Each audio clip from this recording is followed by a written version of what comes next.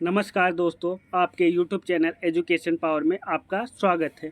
आज हम लोग यूपी ट्रिपल एससी पेट के जीएस के प्रश्नों को हल करेंगे। दोस्तों, जो लोग इस चैनल पर पहली बार आए हों, चैनल को सब्सक्राइब कर लें। वीडियो अच्छी लगे तो लाइक व शेयर करें।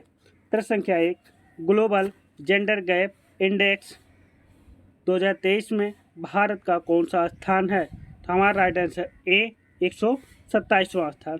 ग्लोबल जेंडर गैप इंडेक्स सूचकांक को विश्व आर्थिक मंच द्वारा जारी किया जाता है। इसमें शीर्ष स्थान पर आइसलैंड व अंतिम स्थान पर अफगानिस्तान है। विश्व खुशहाली सूचकांक में भारत का स्थान 126वां। विश्व आर्थिक स्वतंत्रता सूचकांक में भारत का स्थान 131वां, जबकि विश्व प्रेस स्वतंत्रता सूचकांक में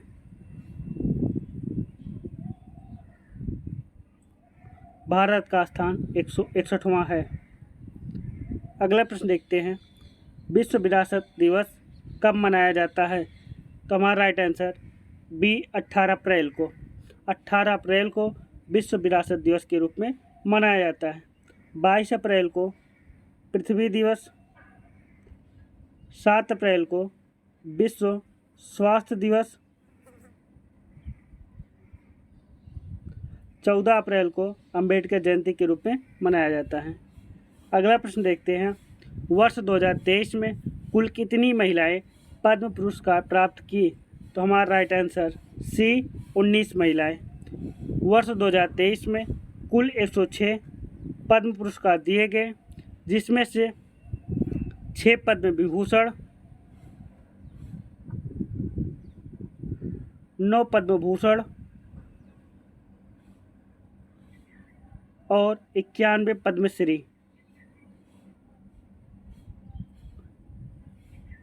अगला प्रश्न देखते हैं, जुलाई 2023 में प्रधानमंत्री नरेंद्र मोदी ने कहां से राष्ट्रीय सिकल सेल एनीमिया उन्मूलन मिशन का शुभारंभ किया? तो हमारा right answer C Shahdol Madhya Pradesh से। इस मिशन के तहत वर्ष 2047 तक सिकल सेल एनीमिया के उन्मूलन का लक्ष्य निर्धारित किया गया है। अगला प्रश्न देखते हैं, भारत का पहला वैदिक थीम वाला पार्क कहाँ स्थापित किया गया है? तो हमारा राइट आंसर ए नोएडा में। अगला प्रश्न देखते हैं, वर्ष 2023 में विश्व बैंक द्वारा दक्षिण एशिया में पहली सड़क सुरक्षा परियोजना किस देश में शुरू की गई है? तो हमारा राइट आंसर बी बांग्लादेश में। बांग्लादेश की राजधानी ढाका, मुद्रा टका है। फ्रांस की राजधानी पेरिस। अगला प्रश्न देखते हैं, पहला यूपी इंटरनेशनल ट्रेड शो 2023 कहाँ आयोजित होगा? तो हमारा right answer D greater Noida में। अगला प्रश्न देखते हैं, अगस्त 2023 में भारत को किस देश से मिसाइल स्पाइक NLOS प्राप्त हुई है? तो हमारा राइट आंसर बी इजराइल को। अगला प्रश्न देखते हैं, विश्व का सबसे बड़ा कार्यालय परिसर कहाँ बनाया गया है? तो हमारा राइट आंसर डी सूरत में। गुजरात के सूरत में इसे बनाया गया है, जिसका नाम सूरत डायमंड बोर्ड्स रखा गया है। इससे पूर्व विश्व का सबसे बड़ा कार्यालय परिसर अमेरिकी सुरक्षा विभाग का पेंटागन कार्यालय परिसर था। अगला प्रश्न देखते हैं, जून 2023 में जारी आंकड़ों के अनुसार वर्ष 2022 में इलेक्ट्रॉनिक वस्तुओं के निर्यात में भारत का कौन सा राज्य शीर्ष निर्यातक राज्य बन गया है? तो हमारा राइट आंसर बी, तमिलनाडु। अगला प्रश्न देखते हैं, भारत के किस शहर को पूर्व का एथेंस के रूप में जाना जाता है? तो हमारा राइट आंसर ए, मदुरै। अगला प्रश्न देखते हैं, लोकसभा की बैठक समाप्त की जा सकती है? तो हमारा राइट आंसर डी, उपर्युक्त सभी के द्वारा स्थगन, विघटन और सत्रावसान द्वारा बैठक समाप्त की जा सकती है। अगला प्रश्न देखते हैं, आतिशबाजी में हरे प्रकाश के उत्पादन के लिए निम्न में से क्या जिम्मेदार है? तो हमारा राइट आंसर सी, बेरियम। अगला प्रश्न देखते हैं, महात्मा गांधी के राजनीतिक गुरु कौन थे? तो हमारा right answer B, Gopal Krishna Gokhale. अगला प्रश्न देखते हैं, आर्यभट्ट और कालिदास किस गुप्त शासक के दरबार में थे? तो हमारा राइट आंसर ए, चंद्रगुप्त द्वितीय के। अगला प्रश्न देखते हैं, जब रॉलेट एक्ट पारित हुआ था उस समय भारत का वायसराय कौन था? तो हमारा right answer A, Lord Chelmsford 1916 से 1921 ईस्वी के दौरान, लॉर्ड इरविन 1926 से 1931 के दौरान, गांधी इरविन समझौता 4 मार्च 1931 को हुआ था। अगला प्रश्न देखते हैं, कोलकाता में एशियाटिक सोसाइटी ऑफ बंगाल की स्थापना किसने की? तो हमारा right answer B, William Jones ने।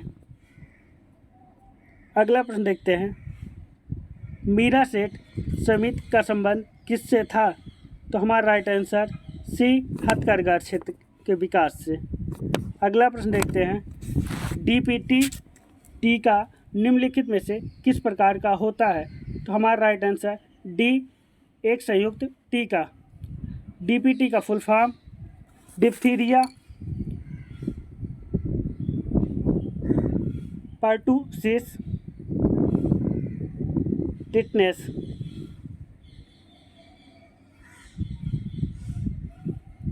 अगला प्रश्न देखते हैं, पुस्तक 400 डेज के लेखक कौन है? तो हमारा right answer D, Chetan Bhagat.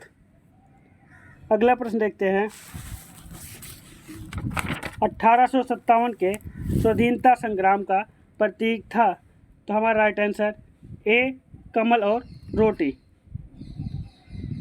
10 मई 1857 को क्रांति चालू हुआ था। अगला प्रश्न देखते हैं, निम्नलिखित में से किसने बंगाल के विभाजन 1905 के विरोध में हुए आंदोलन का नेतृत्व किया था? तो हमारा right answer B, Surendranath Banerjee ने। अगला प्रश्न देखते हैं, संसार का सबसे बड़ा द्वीप है? तो हमारा राइट आंसर सी, ग्रीनलैंड द्वीप। अगला प्रश्न देखते हैं, विश्व की सर्वाधिक लंबी पर्वत श्रृंखला है? तो हमारा राइट आंसर डी, एंडीज। अगला प्रश्न देखते हैं, इडुक्की परियोजना किस नदी पर स्थित है?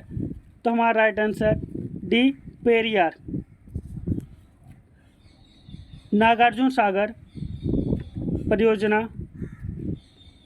कृष्णा नदी पर, हीराकुंड परियोजना महानदी पर, भागड़ा नागल सतलज परियोजना सतलज नदी पर और उकाई परियोजना ताप्ती नदी पर स्थित है। अगला प्रश्न देखते हैं, इमली में मौजूद अम्ल का नाम क्या है? तो हमारा right answer A, tartaric acid. इमली और अंगूर में टार्टरिक एसिड पाया जाता है। सिरके में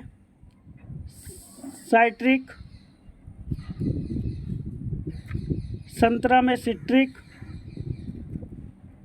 एसिड और टमाटर में ऑक्जेलिक एसिड पाया जाता है। अगला प्रश्न देखते हैं, निम्नलिखित में से किस विटामिन को रेटिनॉल कहा जाता है? तो हमारा right answer A, vitamin A का रासायनिक नाम रेटिनॉल होता है। विटामिन बी का रासायनिक नाम थायमिन, विटामिन सी का रासायनिक नाम स्कॉर्बिक, विटामिन डी का कैल्सीफेरॉल और विटामिन ई का रासायनिक नाम टोकोफेरॉल।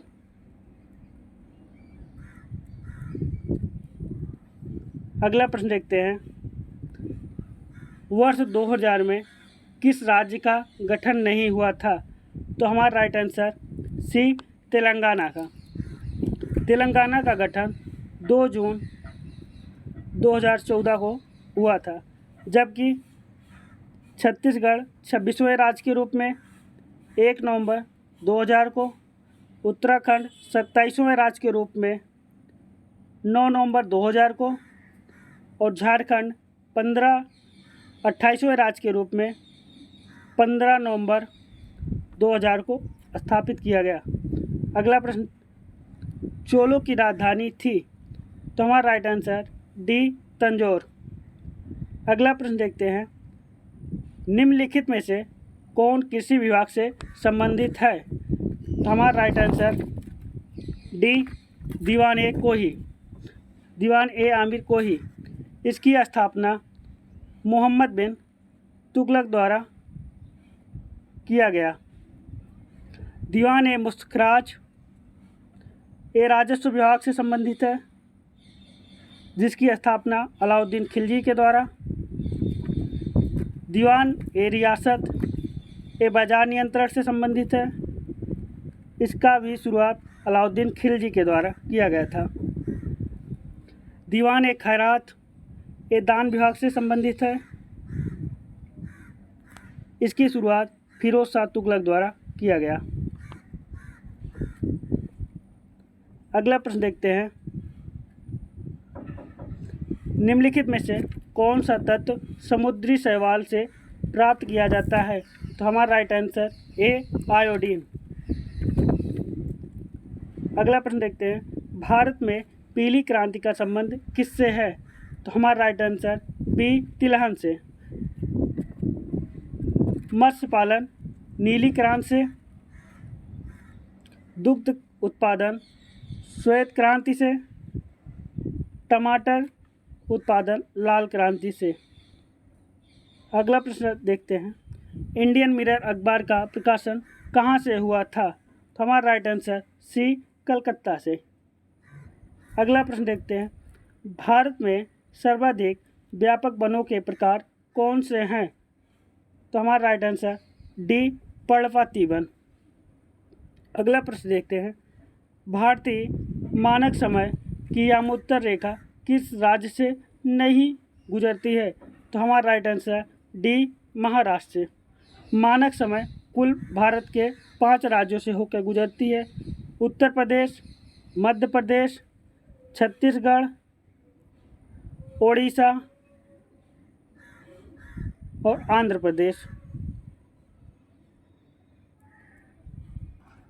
कर्क रेखा भारत के कुल 8 राज्यों से होकर गुजरती है, राजस्थान, गुजरात, मध्य प्रदेश, छत्तीसगढ़, झारखंड, पश्चिम बंगाल, त्रिपुरा और मिजोरम। दोस्तों, यह वीडियो आपको अच्छा लगे तो लाइक कीजिए, शेयर कीजिए। धन्यवाद।